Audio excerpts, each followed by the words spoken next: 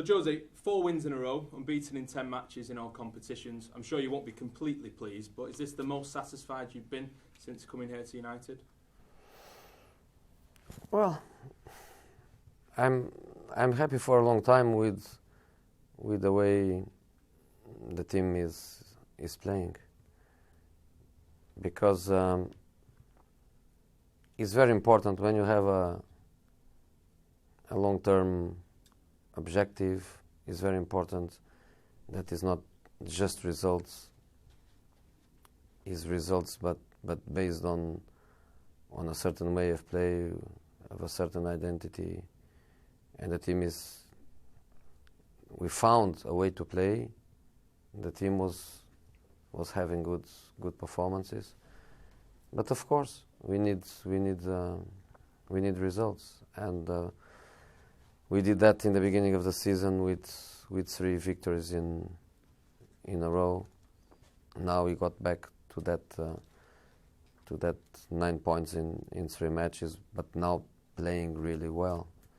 So in spite of we have a difficult match ahead of us, our hopes are that we are going to make more points. You talked there about it being a long-term challenge for you. It's 2 years since United won 5 games in a row. Does that show the challenge you've had to rebuild the winning mentality around this club as well? Well, I didn't know that. To be honest, I didn't know that.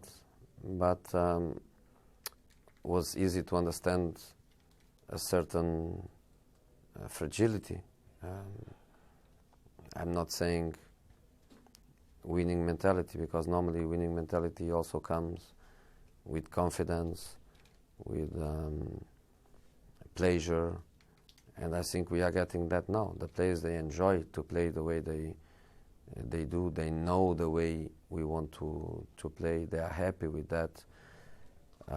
It's a good way to play, adapted to the qualities of many of the players we have. So I think we start with that way of play. If the results help, then yes, we can think about build a certain winning mentality. But I think the players, they were, even without winning, you can work to have a good mentality. And I think for the players was a difficult period where they showed that strength that is going to help them to have that winning mentality. We were unlucky in many matches. We lost points in the last minutes. We lost points with decisions that were not the correct decisions. And to keep strong and to keep believing in the team and believing in themselves, that was important. And we had quite a couple of months with that, playing so well against Arsenal, not winning, playing well at Everton, losing points in the last minute, being super dominant at home, not winning matches. So I think that can also help the players for that mentality. And now the team is strong, and hopefully the results can help us. And this idea of it being long term, about creating a way to play no matter what the results are doing, trying to find a way, playing a certain style. Could you do this for 10 years? There's been stories around that the club would be happy for you to be here for 10 years. Look, the club gave me a 3-year contract, and I accepted, and I thought for a first phase to bring a new identity to our football, to start playing the way the fans want us to play, to try to go to the top 4 again, to try to win a title. I thought these 3 years would be more than enough to reach these first objectives. If in the top of that arrives the moment where the club is happy with my work and the club want me to stay, I want to stay. Obviously, I want to stay. I keep saying that the Premier League is fascinating, even more fascinating than manage a super club in in Spain or in Italy, because the championships are completely different. So I am where I want to be. In the top of that, Manchester United is obviously a dream for every one of us. So when I have Premier League and Manchester United, I stay until the club wants me to stay.